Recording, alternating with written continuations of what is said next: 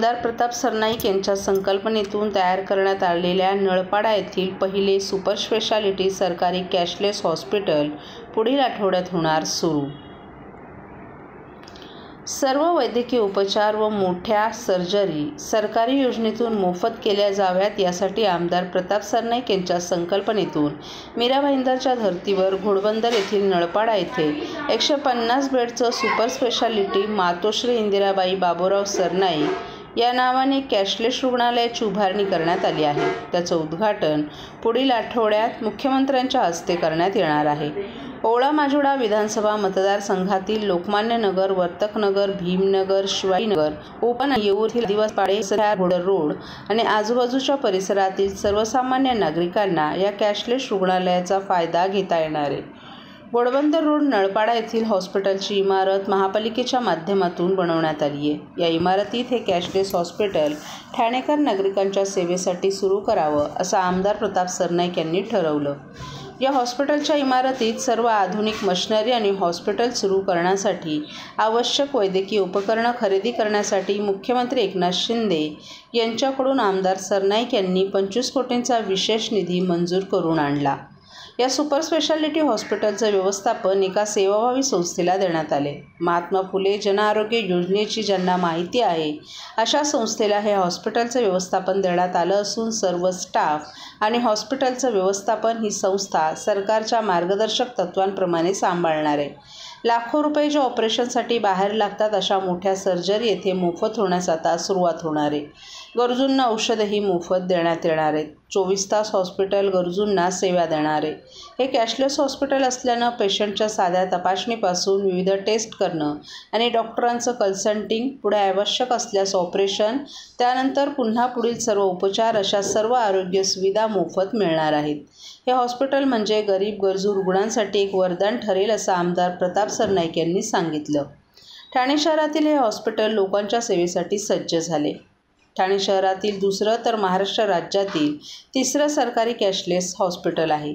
महात्मा ज्योतिबा फुले जनआरोग्य योजनेअंतर्गत हे कॅशलेस हॉस्पिटल चालणार आहे। राज्य सरकारच्या महात्मा फुले जनआरोग्य योजनेअंतर्गत सर्व उपचार, कार्डिओलॉजी, एन्जिओप्लास्टी, बायपास, हृदय शस्त्रक्रिया, ब्लॉक बदलणं, पेसमेकर बदलणं अशा मोठ्या शस्त्रक्रिया, कॅन्सरवरील उपचार, त्याचप्रमाणे इस्पितळात रक्त तपासणी, हेमॅटॉलॉजी, बायोकेमिस्ट्री चाचणी, ECG, sonography, 2D echo, Holter, PFT, X-ray, CAT scan, CT scan, screening, uro शस्त्रक्रिया, न्यूरोसर्जरी जसे की craniotomy, haematoma, evacuation, spine surgery, laminectomy, स्त्रीरोग शस्त्रक्रिया अशा शस्त्रक्रिया इथे होणार असून या सुविधा विनामूल्य स्वरूपात पिवळ्या, केशरी तसंच शुभ्र शिधापत्रिका धारकांसाठी सरकारी योजनेअंतर्गत उपलब्ध होणार आहेत। महात्मा ज्योतिबा फुले योजनेतून होणारी वैद्यकीय मदत 1.5 लाखांपासून 5 लाखांपर्यंत नेण्यात आल्यामुळे ओवळा माजुडा विधानसभा मतदारसंघातील या दोन्ही हॉस्पिटलच्या उभारणीसाठी मुख्यमंत्री एकनाथ शिंदे यांनी कुठल्याही प्रकारच्या निधीची कमतरता पडू न दिल्यानं नळपाडा येथील हॉस्पिटल बांधून पूर्ण झालं आहे। हॉस्पिटल ओवळा माजुडा विधानसभा मतदारसंघातील लोकमान्य नगर, वर्तकनगर, भीमनगर, शिवाजीनगर, उपवन, येऊर येथील आदिवासी पाडे, वसंत विहार तसंच घोडबंदर रोड आणि आजूबाजूच्या परिसरातील सर्वसामान्य नागरिकांनी या आरोग्य सेवेचा लाभ घ्यावा असं आवाहन प्रताप सरनाईक यांनी केलं आहे। हॉस्पिटलचं कधी उद्घाटन होणार आहे? अतिशय चांगल्या प्रकारचं काम महापालिकेच्या माध्यमातून या ठिकाणी झालेलं आहे आणि प्रामुख्यानं जे हॉस्पिटल चालवणार आहे, ज्यांच्या संस्थेला हे हॉस्पिटल महापालिकेने चालवायला दिलेलं आहे, डॉक्टर संजीत पॉल, त्यांच्या म्हणण्यानुसार पुढील आठवड्यामध्ये हॉस्पिटल हे आपण लोकार्पण करू शकतो। मी माननीय मुख्यमंत्र्यांची वेळ घेऊन पुढील आठवड्यामध्ये नवरात्रोत्सव पण चालू असणार आहे, त्यामुळे त्याच दरम्यान एक चांगला दिवस बघून याचं लोकार्पण करण्याचा आमचा मानस आहे।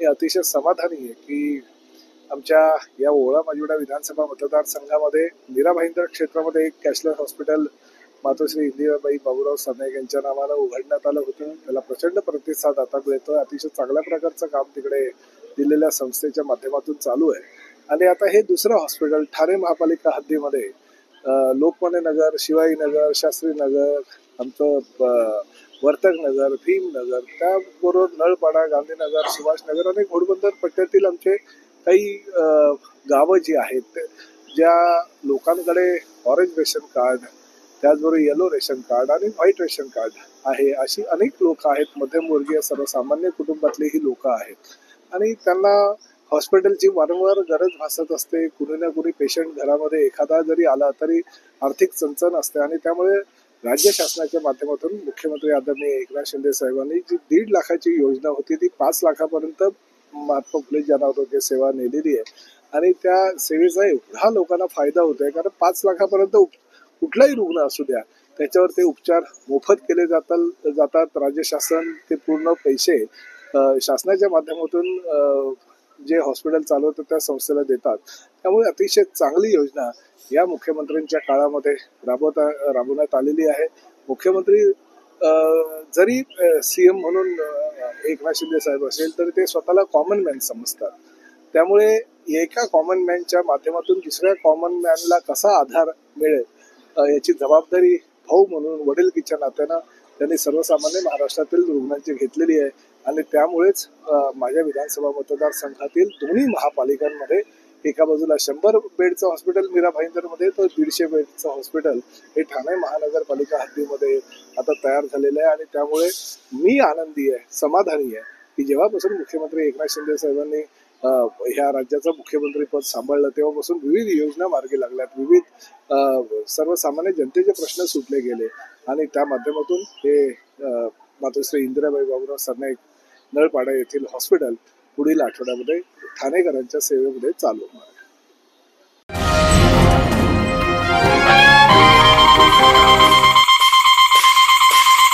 महाराष्ट्रातील भगिनींना आधार देणारी राज्य शासनाची मुख्यमंत्री माझी लाडकी बहीण योजना. या योजनेअंतर्गत अल्प उत्पन्न गटातील 21 ते 65 वयोगटाच्या भगिनींना मिळणार दरमहा 1500 रुपयाची मदत. अर्ज करण्यासाठी 31 ऑगस्ट 2024 पर्यंत मुदतवाढ. कुटुंबाचं वार्षिक उत्पन्न 2.5 लाख रुपयांपेक्षा कमी असलेल्या महिला पात्र. कुटुंबाकडे पिवळं किंवा केशरी रेशन कार्ड असल्यास उत्पन्नाचा दाखला आवश्यक नाही. पांढरं रेशन कार्ड असेल किंवा रेशन कार्ड नसेल तर कुटुंबाचं वार्षिक उत्पन्न 2.5 लाखांपेक्षा कमी असल्याचा दाखला आवश्यक. योजनेसाठीचा ऑनलाईन अर्ज नारी शक्ती दूत ॲपवरून किंवा पोर्टलवर भरता येईल. ज्या भगिनींना ऑनलाईन अर्ज भरता येत नसेल त्यांच्यासाठी अंगणवाडी, ग्रामपंचायत, वॉर्ड ऑफिस, सेतू सुविधा केंद्रामध्ये किंवा आशाताई बचत गटाच्या CRP यांची मदत उपलब्ध. आता आपल्याला अभिमानानं म्हणता येईल, सुखी आणि सुरक्षित आहे माझी लाडकी बहीण.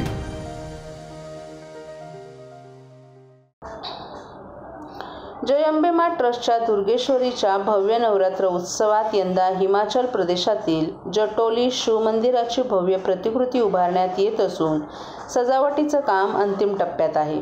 जय अंबे माँ सार्वजनिक विश्वस्त संस्थेतर्फे टेंबीनाका येथे भव्य दिव्य स्वरूपात नवरात्र उत्सव साजरा केला जातो. शिवसेनेचे माजी जिल्हाप्रमुख दिवंगत आनंद दिघे यांनी या नवरात्र उत्सवाची मुहूर्तमेढ रोवली होती. येथील देवी दुर्गेश्वरी नवसाला पावते अशी भाविकांची श्रद्धा असल्यानं नवरात्र उत्सवांच्या 9 दिवसात टेंबी नाक्यावर भक्तांची मोठी गर्दी उसळते. राज्यभरातून लाखोंच्या संख्येनं भाविक नवरात्र उत्सवाला आवर्जून उपस्थित राहतात.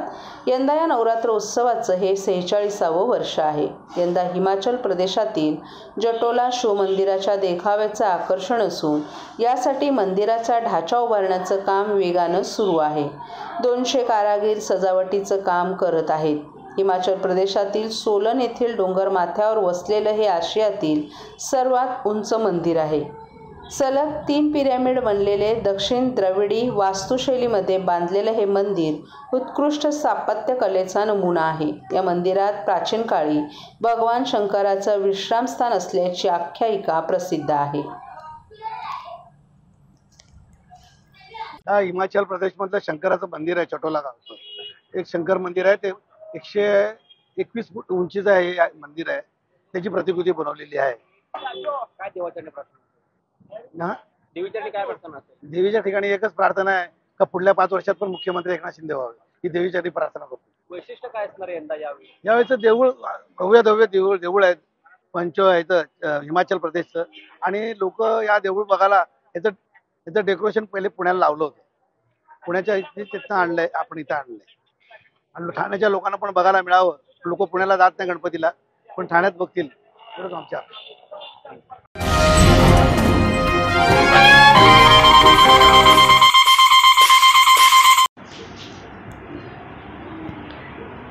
सालाबादाप्रमाणे यंदाही नवयुग मित्र मंडळाच्या वतीनं परंपरा जपत नवरात्र उत्सव मोठ्या उत्साहात साजरा करण्यात येत आहे. यावर्षी नवयुग मित्र मंडळ 20व्या वर्षात पदार्पण करत असून यावर्षी उज्जैन येथील श्री महाकालेश्वर मंदिराचा अत्यंत सुंदर देखावा साकारण्यात येणार आहे. गुरुवार दिनांक 3 ऑक्टोबरपासून देवी मातेची स्थापना विधिवत पूजा करून करण्यात येणार आहे. ठाणे महानगरपालिका प्रभाग क्रमांक 4च्या स्थानिक माजी नगरसेविका तथा नवयुग मित्र मंडळाच्या कार्याध्यक्षा स्नेहा रमेश आंबरे, मंडळाचे संस्थापक तथा भाजप ठाणे शहर जिल्हा उपाध्यक्ष रमेश आंबरे आणि मंडळाचे सरचिटणीस सागर आंबरे यांच्या नियोजनाखाली प्रमुख सल्लागार शंकर पवार आणि प्रमुख सल्लागार मनोज सिंग यांच्या मार्गदर्शनाखाली गुरुवारी 3 ऑक्टोबर ते शनिवारी 12 ऑक्टोबरपर्यंत देवी मंडप, नेताजी सुभाषचंद्र बोस चौक, टिकुजीनीवाडी, मानपाडा येथे हा नवरात्र उत्सव मोठ्या उत्साहात पारंपरिक, सांस्कृतिक आणि विविध सामाजिक उपक्रम राबवून साजरा करण्यात येत आहे. 9 दिवस होणाऱ्या या उत्सवाला विविध समाजाचे सांस्कृतिक कार्यक्रम, महाराष्ट्रीयन सांस्कृतिक कार्यक्रम, मंगळागौर आणि कराओके, स्वरश्री, ऑर्केस्ट्रा, सप्तशती पाठ, हरिपाठ, जाप, भजन, निशुल्क वैद्यकीय आरोग्य तपासणी शिबिर, ताणतणाव निर्मूलन, Sahajayoga, meditation, stress management, world wide awareness mission health awareness camp, भव्य महाआरती, रास गरबा, कुमारिकांचं कन्यापूजन आणि सन्मान, पूजा, होम हवन आणि महाप्रसाद सार्वजनिक कार्यक्रमांचं आयोजन करून साजरा करण्यात येणार असल्याची माहिती रमेश आंबरे आणि सागर आंबरे यांनी यावेळी दिली. वतीने या ठिकाणी नवरात्र उत्सव दरवर्षी साजरा यावर्षी 10 वर्ष आहे. कशा प्रकारे देखावा आहे आणि 9 दिवस कशा प्रकारे कार्यक्रम चालणार आहे? गेले 20 वर्ष नवीन मित्रमंडळ याच्या माध्यमातून आम्ही नवरात्र उत्सव करतो. इथे दहीहंडी उत्सव, नवरात्र उत्सव आणि समाजकार्य हे करत असतो. हे 20वं वर्ष आहे आमचं.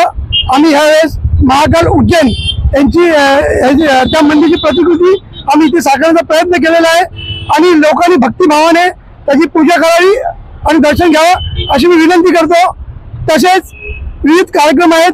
आम्ही पहिल्यांदा असा प्रयत्न केला आहे की प्रत्येक समाजाला एक दिवस, सिंधी समाज असेल, तेलुगू समाज असेल, आपले उत्तर भारतीय असेल, बंगाली समाज असतील, पंजाबी समाज असतील, गुजराती समाज असेल, आपलं महाराष्ट्रीयन कल्चर जी आपली संस्कृती आहे ती आम्ही इथं दाखवण्याचा प्रयत्न केलेला आहे आणि 9 दिवस विविध कार्यक्रम प्रत्येक दिवशी एका समाजाला आम्ही येऊन कार्यक्रम करणार आहोत. भारतीय जनता पार्टीचे माननीय माजी मुख्यमंत्री व सध्याचे उपमुख्यमंत्री देवेंद्र फडणवीस साहेब आणि आता सध्याचे आपले राज्याचे मुख्यमंत्री एकनाथजी शिंदे साहेब हे मेन प्रमुख दोघे नेते आहेत. ते येणार आहेत आणि अजितदादा पवार यांनी आम्हाला सांगितलेलं आहे की ते येणार आहेत. आणि बाकी खासदार नरेश मस्के असतील, आमदार निरंजन डावखरे असतील, संजय केळकर साहेब असतील, प्रताप सरनाईक असतील, हे सर्व जे आपले जवळचे लोक आहेत आणि जे आपले नेते आहेत ते इथे आवर्जून उपस्थितीला होणार आहे. कोणकोणते कार्यक्रम अजून या नवरात्रमध्ये महिलांसाठी? आम्ही इथे मेडिकल कॅम्प आहे 1 दिवस. त्याच्यानंतर विविध कार्यक्रम आहेत तिथे. आता मी तुम्हाला लिस्ट सांगू शकत नाही. विविध कार्यक्रम मराठी सांगितलं बोलणं असेल, मराठीची आपली संस्कृती असेल, प्रत्येक कार्यक्रम इथे ठेवलेले आहेत आणि मेडिकल कॅम्प अख्खा दिवस आहे. ते फडणवीस साहेबांनी त्यांनी स्वतःहून त्यांचे जे संस्था आहे त्यांच्या माध्यमातून दिलेलं आहे. माझा मुलगा डॉक्टर सागर आंबरे तर तुम्हाला त्याच्यावर सांगेल.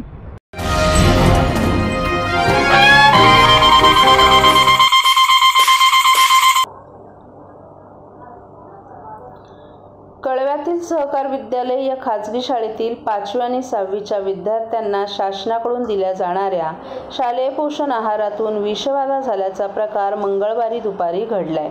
शासनाकडून सर्व सरकारी आणि खाजगी शाळांमध्ये बचत गटाच्या माध्यमातून शालेय पोषण आहार दिला जातो. या शालेय पोषण आहारात मुख्यत्वे करून खिचडी दिली जाते. कळवा येथील सहकार विद्यालयात दुपारच्या जेवणात या विद्यार्थ्यांना मटकीची आमटी आणि भात देण्यात आला होता. मात्र मटकीला वास येत असल्याच्या तक्रारी मुलांनी केल्या. ही आमटी आणि भात खाल्ल्यानंतर मुलांना उलट्यांचा त्रास सुरू झाला. त्यानंतर शाळेतून कळवा रुग्णालयाला याची माहिती देण्यात आल्यानंतर तातडीनं 38 मुलांना रुग्णालयात दाखल करण्यात आलं. तसंच त्यांच्यावर तातडीनं उपचार सुरू करण्यात आले.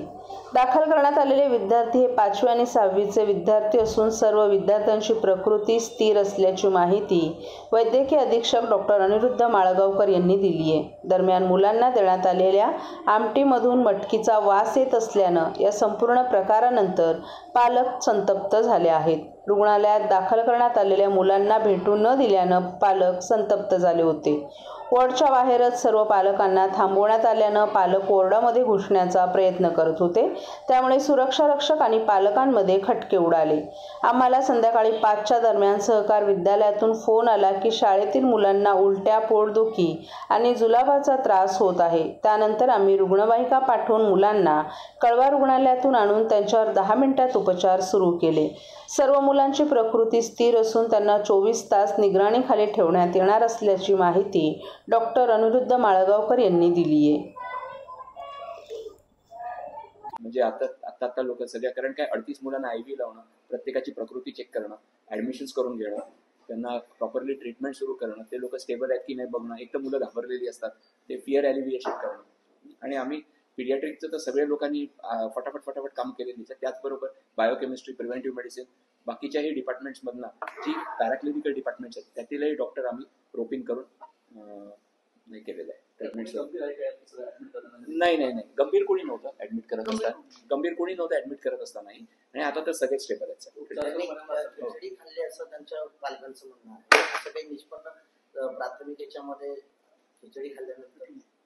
सांगणं अजूनही आम्ही ट्रीटमेंटच करत आहोत. डिटेल्ड हिस्ट्री झालेली नाहीये. सगळी शाळेतलीच मुलं, त्याच्यामुळे एकत्रच अन्न काहीतरी गेलेल्याचा प्राथमिक अंदाज आहे. 6वीतली आहेत मुलं. माई माऊलीची माया, अनमोल माया, ऊन सावली सुखाची, ममतेची छाया तुला आठवतो, मनी साठवतो, दिसे आसवात ही तुम्हाला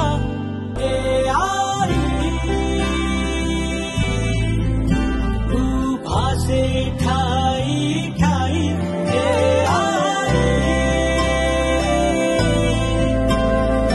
भासे ठाई ठाई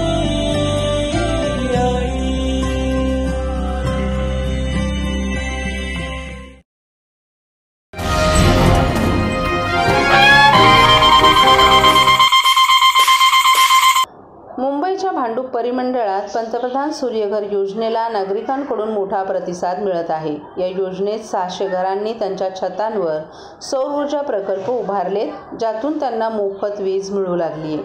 महावितरणच्या या परिमंडळात ठाणे शहरात 53, वाशीमध्ये 150 आणि पेणमध्ये 397 घरांनी सौर ऊर्जेचा फायदा घेण्यास सुरुवात केली आहे, ज्यामुळे त्यांच्या विजेच्या बिलात मोठी बचत झाली आहे. या योजनेत घरगुती कुटुंबांसाठी प्रत्येकी किलोवॅट सौर ऊर्जा प्रकल्पावर 30,000 रुपये अनुदान दिलं जात आहे. तसंच 3 किलोवॅट क्षमतेच्या पुढे प्रत्येक अतिरिक्त किलोवॅटसाठी 18,000 रुपये अनुदान मिळतं. सौर ऊर्जेच्या फायद्यामुळे नागरी भागातील कुटुंबही या योजनेकडे आकर्षित होत आहेत. महायुती सरकारच्या या निर्णयामुळे नागरिकांना मोठा आर्थिक दिलासा मिळत आहे आणि सौर ऊर्जेकडे ओढ वाढत आहे. विजेच्या बिलात बचत करून पर्यावरणाच्या रक्षणातही हातभार लागणार आहे.